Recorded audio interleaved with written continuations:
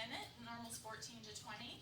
I'm going to look at the lips for any cyanosis. I want to evaluate the fingernails, and I would preferably you want their shoes off as well so you can take a look at the toenails. And I'm checking for any clubbing, any cyanosis. I'm going to check for capillary refill. I push down, the nail becomes white. I lift up and it pinks up. It should become pink within 2 to 3 seconds. I'm examining the sternal notch and the trachea to make sure that it's midline. I'm looking to see if she's using any accessory muscles or if she's in any apparent distress. As I go to the back on the lateral side, I'm noting the AP diameter, which should be smaller than the transverse diameter of the anterior side. It might be enlarged in someone with COPD or so. When I go to the back, I'm starting with inspection. I'm looking for any scars, lesions, rashes. I'm going to palpate. I'm feeling for any deformities, any depressions, any lesions.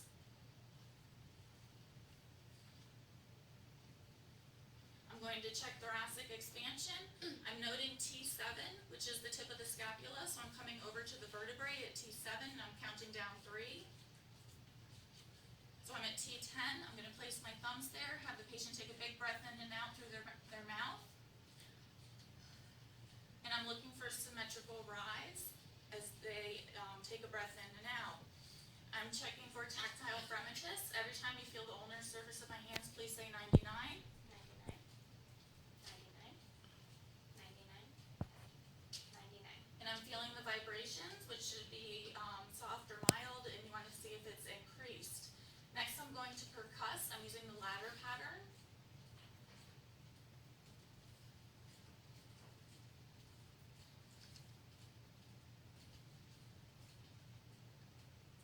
And you should hear resonance.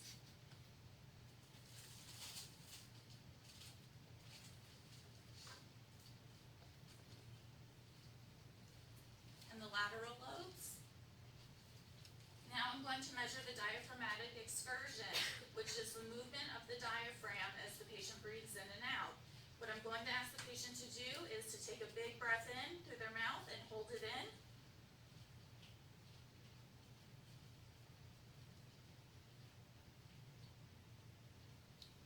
Resonance, resonance, dullness. Is it okay if I make a mark on your back? Okay. So I'm going to make a little line.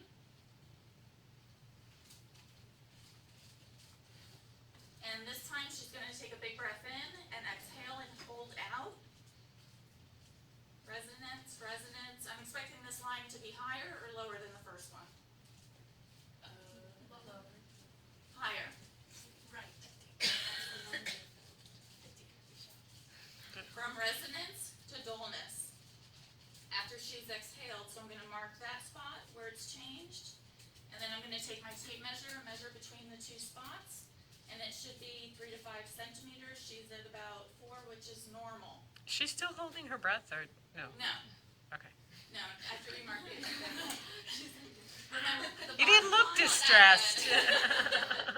The bottom line is going to be after they've inhaled and they're holding their breath in because the lungs are expanding and moving down, so it's going to be lower.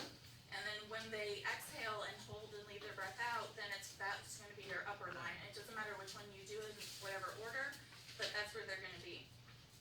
Then I'm going to auscultate. I'm using the diaphragm, and I'm using the ladder pattern on the back. Before I do this, I ask the patient to please cross their arms over their chest, and what this does is open up the lung field, so it's better to, you can hear it better. Every time you feel my stethoscope, take a big breath in and out through your mouth, please.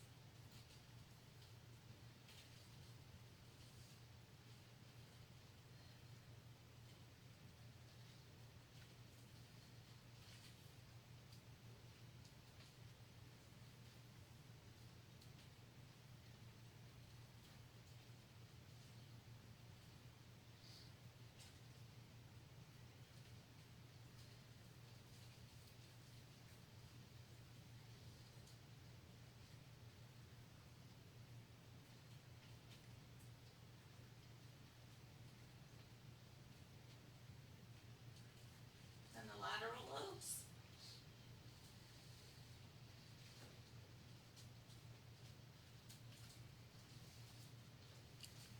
You can do that one through their bra?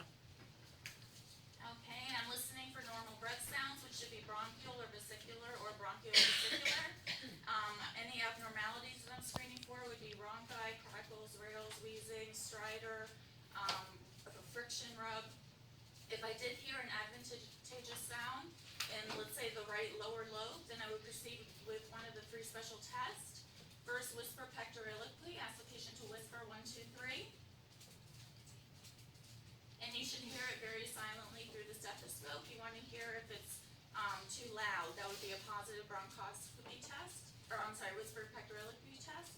Now say 1, 2, 3. 1, 2, 3. And it should be somewhat muffled and a little bit soft. And if it was too loud, that would be a positive bronchophony. And then egophony, say E. E, Once again, please. E, Okay, and I hear E, which is normal. If there was consolidation, E would sound like A or A, which would be a positive egophony test. Then I'm gonna go ahead and do the anterior chest. I'm gonna have the patient lie down. Do you only do that on one side? Whatever area you heard where there was an abnormality or an advantageous sound. Okay. Okay, so I begin again with inspection. I'm looking at, for symmetry, I'm looking at the contour, the rise and fall of the chest. I'm palpating for any depressions, any deformities. I'm checking at the costal margins for the thoracic expansion. Please take a big breath in and out through your mouth. And I'm looking for symmetrical rise and fall and tactile fremitus. Please say 99. 99, Again. 99, 99, 99. And I'm feeling for the vibrations to see if there's any increase or start. Then I'm going to percuss.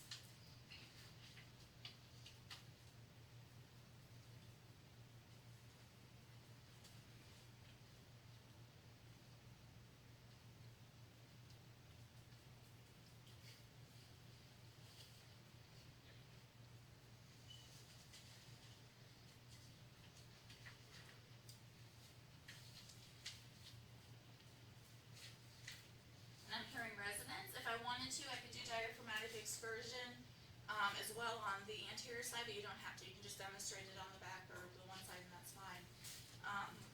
With the percussion, I hear resonance throughout the whole chest. Now I'm going to auscultate. And again, I'm starting at where do I put my first spot? Where's the first spot you listen to? Above the Above the clavicle. clavicle. Good.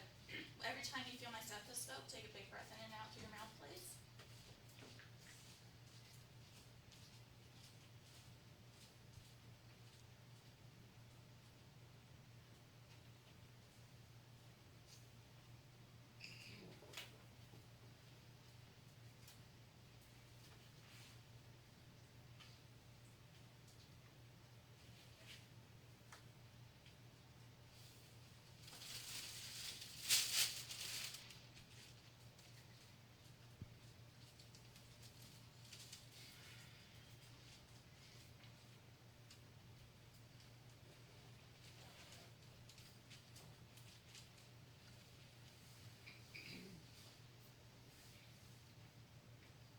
Okay, and again, I was using the ladder pattern and comparing symmetrically, listening to, for adventitious sounds such as rales, wheezing, rhonchi, crackles, stridor, or friction rub, etc.